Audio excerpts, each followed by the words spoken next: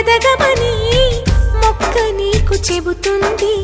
ఎదిగిన కొద్దీ ఒదగమని అర్థమందులో ఉంది.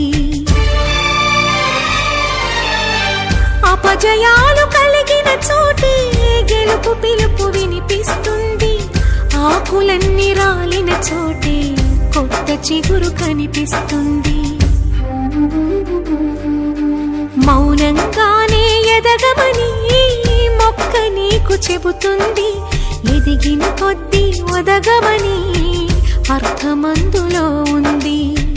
అపజయాలు కలిగిన చోటే గెలుపు పిలుపు వినిపిస్తుంది. ఆకులన్నీ రాలిన చోటే కొత్త చిగురు కనిపిస్తుంది.